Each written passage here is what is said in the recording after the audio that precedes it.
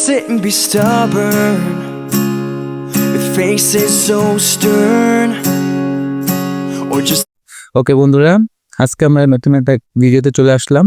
আজকের ভিডিওতে আমরা বেসিক ভাবে জানবো জ্যামিতির কিছু অংশ। আমাদের কাছে জ্যামিতির কিছু অংশ আমরা এখানে রেখেছি। তো আমরা জ্যামিতির আজকে আলোচনা করব সামান্তরিক, আয়ত এবং রম্বস নিয়ে। সাধারণত এই তিনটা ফর্মেট এই চতুর্ভুজের একটা অংশ, কিন্তু অঙ্কনের ক্ষেত্রে একটু ভিন্নতা রয়েছে। ধরি আমরা একটা সামান্তরিকের ফর্মেটের বর্ণনা দিই একটা এক্সাম্পল হিসেবে।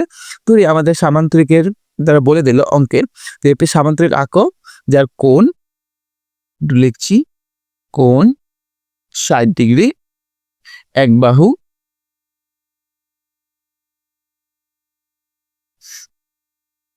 ৫ সেন্টিমিটার, অন্য বাহু ৩ সেন্টিমিটার। আমাদের কাছে টার্ম দিয়ে দিল, অঙ্কনের ক্ষেত্রে কিন্তু টার্ম দিয়ে দিল। এই টার্মগুলো পরীক্ষার হলে তোমরা চেঞ্জও দেখতে পারো। ৬০-এর জায়গায় হয়তো ৫০ আসতে পারে, ৪০ আসতে পারে, ৩০ও আসতে পারে, হোয়াট এভার যেটাই আসুক না কেন ওই ফর্মেটে আমরা আঁকবো। তা এখন আমরা আঁকবো ৬০-এর ফর্মেটটাতে। আমাদের কোণের মান আছে ৬০, বাহু ৫ এবং অন্য বাহু ৩। সবসময় আমাদের মনে রাখতে হবে যেই টার্মগুলো আমাদের তারা দিয়ে দেয় শর্তগুলোকে আগে একটা সাইডের খাতায় অঙ্কন করতে হবে। তো আমরা এক বাহু আছে ৫ সেন্টিমিটার, একটা স্কেল নিয়ে আমরা আগে এক বাহুটা অঙ্কন করি। দেখো খুব সহজেই ০ থেকে ৫, একটু বড় হয়ে গেল, তার মুছে দেব। তারপরে ০ থেকে ৩। যদি কখনো বাইরে চান্স বড় হয়ে যায় তখন ওটাকে আমরা ডাবারতে চিহ্ন করে নিয়ে দেবো, যাতে জিনিসটা নষ্ট না হয়। একটু খেয়াল করি আমরা ১ থেকে ৫ কোথায় আসছে। ০ একটু সামথিং, এই হালকা করে মিশে, বেশ, এটা কাহিনী শেষ। এবার আমাদের চাঁদা ব্যবহার করতে হবে কোণ আঁকার জন্য। চাঁদা, তো চাঁদা নিলাম আমরা। এখন খেয়াল করো আমাদের ৯০ ডিগ্রি অ্যাঙ্গেলের যে বরাবর মধ্যবিন্দু, এখান থেকে আমরা সম্পূর্ণ দাগ দিয়ে এই যে নিচে রাউন্ডে লেখা আছে 0, 10, 20, 30, 40, 50, 60, আমাদের মান কত আছে 60, ৬০, এটার মধ্যে একটা ছোট্ট বিন্দু দিয়ে দেবো। দিয়ে আমরা এই মাথাটাকে মিলিয়ে দেবো। অর্ধেক মিলালে হবে, কারণ বেশি বড় মিলালে খারাপ দেখা যাবে। আর বাকিটুক এই বিন্দুটাকে আমরা মুছে দেবে। তাহলে আমাদের যে কন্ডিশনগুলো ছিল, কি কন্ডিশনগুলো আমরা এখানে করে ফেলেছি, কোণ, এক বাহু, দুই বাহু। এখন আমাদের নিজের ইচ্ছা মতো একটা দাগ দিতে হবে। নিজের ইচ্ছা মতো একটা দাগ দিতে হবে। আমরা দাগ দিলাম যতটুকু পৌঁছায়। এখন আমাদের দরকার একটা পেন্সিল কম্পাস। এই যে পেন্সিল কম্পাসের মধ্যে আমরা পেন্সিলটাকে ঢুকে নিই। দেখো খুব সহজেই সামান্তরিকটাকে আমরা অঙ্কন করতে পারবো। ঢুকে নেওয়ার পরে এখন আমাদের দেখো সবচেয়ে বড় বাহু কোনটা আছে, ৫ সেন্টিমিটার বাহুটা। তো আমরা সবসময় মনে রাখবো যে বাহুটার মান সবসময় বেশি থাকে ওইটাকে আমরা নিচের দিকে দেব, নিচের বাহুতে দিলাম। এবার এখানে যে কোণের কাজটা হবে, এখানে কোণের কাজটা আমরা এখানে অঙ্কন করবো। দেখো এখান থেকে নিজের ইচ্ছা মতো একটা মাপ নিব। আমরা যেহেতু কোণ ৬০ ডিগ্রি আছে, এই ফাংশনটা ছোট বড় নেওয়া যায়, কোনো ইস্যু না। আমরা দিলাম। তাহলে করতে দেখো এখান থেকে এই মাথাটাকে ব্রেক করব বৃত্তচাপ দিয়ে, এই একটা মাথা বৃত্তচাপ দিলাম। এবার এটাকেও নিজের ইচ্ছা মতো একটা শেপে দিব। এই আমাদের শেপ হয়ে গেল। এবার আমাদের যে ছোট মানটা লম্বার দিকে খণ্ডন করব। দেখো এই আর এই মানটাকে ধরে রেখে এখানে একটা দিব দা, একটু বড় করে দিলাম বৃত্তচাপটা। আবার পুনরায় আর মাথাটাকে সেম মাপে নিয়ে এখান থেকে একটা বৃত্তচাপ অঙ্কন করে। দেখো এখান থেকে তাহলে বড় মানটা নিচে এবং উপরে, আর ছোট মানটা এই লম্বা দুই পাশে। ঠিক আছে, সবসময় এটা মনে রাখবো, তাহলে আঁকতে সুবিধা হবে। তারপরে আমরা এখান থেকে ধরে এই একটা তার, এখান থেকে ধরে এই একটা তার। তো এই আমাদের হয়ে গেল বৃত্তচাপ। এখন আমাদের এটা লিখতে হবে আমরা এ বি সি ডি, এই যে অতিরিক্ত মান এটাকে লিখবো আমরা ই এফ, এটা ৬০ ডিগ্রি উল্লেখ করে দেবো। আর এই ছোট মানটাকে ধরলাম আমরা ছোট হাতের এ দিয়ে, ছোট হাতের বি দিয়ে দিলাম। এখান থেকে মানটা এ, এখানে এ লিখবো, এখান থেকে সেম মান এ, আর এটার মান হচ্ছে বি, এটার মান হচ্ছে পি, আর এখানে আমরা 60 ডিগ্রি। তো এটা আমাদের পারফেক্ট অঙ্কন হয়ে গেল চিত্র, যাতে কলম দিয়ে লিখবা চিত্রে এ বি সি ডি একটি সামান্তরিক।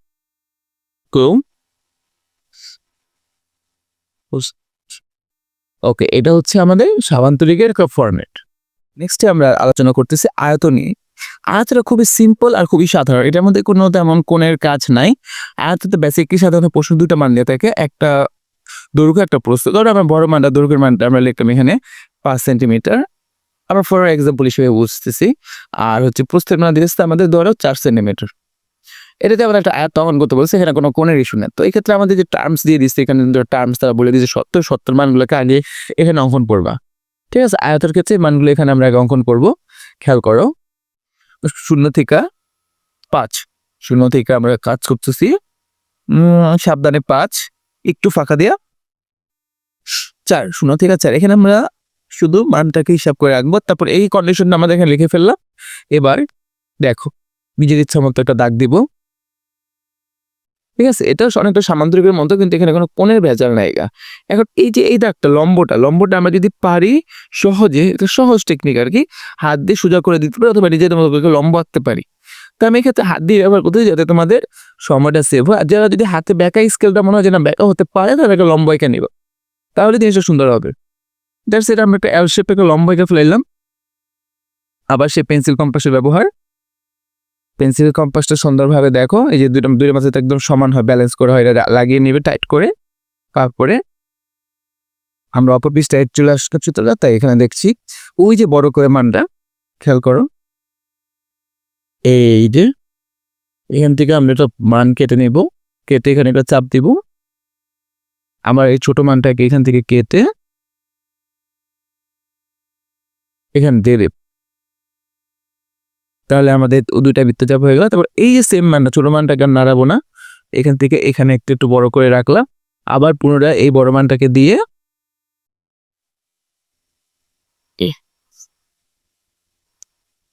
ঠিক আছে এখানে দিলাম। তারপর আমরা দুই মাথাকে মিলিয়ে দিলে আমাদের বেসিকলি আয়তটা হয়ে যাবে। চিত্রটা আসলে মেইন জিনিস, চিত্রটা যদি ন্যাচারালি ফ্রেশভাবে আঁকতে পারো না, তাহলে চিত্রের মধ্যেই তোমার নাম্বারটা নিশ্চিতভাবে থাকে। মুছামুছি কাটাকাটি করলে চিত্রটা ড্যামেজ হয়ে যায়, তখন এখানে টিচারের নাম্বার কমিয়ে দেয়। এবং নিউট্রাল ফ্রেশ আঁকতে হবে। তাহলে আমাদের এই মাথা দিলাম আমরা এ, এটা বি, এটা সি, এটা ডি, আর এই যে অতিরিক্ত অংশটা এটাকে দিলাম এফ, আর এই অতিরিক্ত অংশের মান দিবে ই। আর এই ছোট মাথাটা যেহেতু আমাদের বড় মাথাটা এ, আর এই ছোট মাথা যেহেতু আছে এখানে বি দিব, তাহলে আমাদের এই মাথা বড় মাথা, তাহলে এটা ছোট এ দিয়ে আমরা বুঝিয়ে দিচ্ছি যে আমাদের বড় মাথা থেকে বা বড় অংশ থেকে না হয়েছে, আর এটা ছোট অংশ থেকে না হয়েছে। এই তারপর কলম দিয়ে লিখে দিব আমরা চিত্রে এ বি সি ডি একটি আয়ত। তারপর নিচে যদি প্রশ্ন বৈশিষ্ট্য থাকে, বৈশিষ্ট্য দিতে হয়। যদি বর্ণনা চাই, চিত্রের বর্ণনা দিবা এই চিত্রের মতো করে, এখানে হার্ড কিছু না। ঠিক আছে, লাস্ট ভিডিও রম্বস নিয়ে তো রম্বসে আমার বেসিক্যালি একটাই মাত্র বাহু থাকে, একটি বাহু রম্বসে, দুইটা বাহু হয় না। সামান্তরিক এবং আয়ত হয় দুইটি বাহু, আর বর্গ এবং রম্বসে একটি বাহু। রম্বসের ক্ষেত্রে আমরা একটি বাহু দিলাম, আদর্শ বাহু হিসেবে 6 সেন্টিমিটার ধরে নিলাম। পরীক্ষায় 5 থাকতে পারে, 4 থাকতে পারে, যেটাই থাকুক। এবং রম্বসে একটা কোণ থাকে, একটি কোণ, এই কোণটা হইতেছে আমরা নির্দিষ্ট করে ধরে নিলাম 40 ডিগ্রি, ধরে নিলাম এটা কোণের মান 40 ডিগ্রি। এটা 50 হতে পারে, 60 হতে পারে, হোয়াট এভার। তো আমাদের এই শর্তগুলোকে আগে পূরণ করবো। এই যে এখানে শর্ত, এই শর্তগুলোকে পূরণ করবো। শর্তগুলো পূরণ করার জন্য আমরা কি করতে, প্রথমে আমাদের 6 সেন্টিমিটার মান নিতে হবে। 6 সেন্টিমিটার নিব আমরা মানটা, এই যে 0 থেকে 6।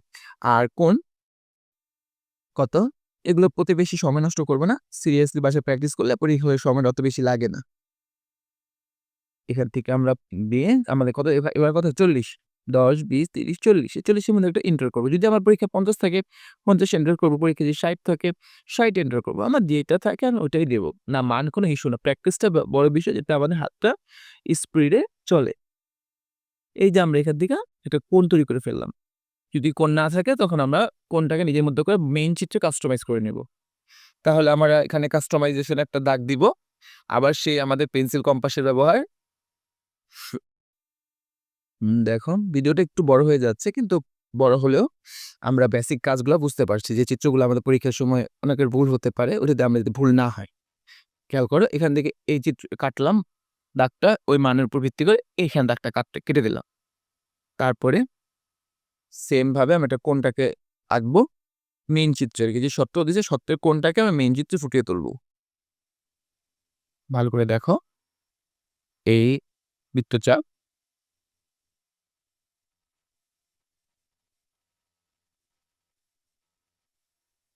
এখানে চাপ দিয়ে একটা নির্দিষ্ট করে এখানে মেইন চিত্রে একটা কোণ তৈরি হয়ে গেল। এই কোণটাও কিন্তু 40 ডিগ্রি। এবার এই যে আমাদের একটা দাগ আছে, কন্ডিশন একটাই দিয়েছে আমাদের, যে একটি বাহু দৈর্ঘ্য 6 সেন্টিমিটার, এই বাহুর মতো করে আমরা আঁকবো। বাকি 3টা বাহু সেম হতে হবে, কারণ রম্বস আর বর্গটা সেম। তো আমরা এখান থেকে ধরে, একটু বড় হয়ে গেছে প্রবলেম নেই, আমরা দাগটাকে একটু বাড়িয়ে দিতেছি। মানে আনুমানিক দাগটা ছোট হয়ে গিয়েছিল, তো যদি এখন পরীক্ষা যখন ছোট হয়, তাহলে দাগটাকে রিটেইল করে বড় করে দিবা। ঠিক আছে?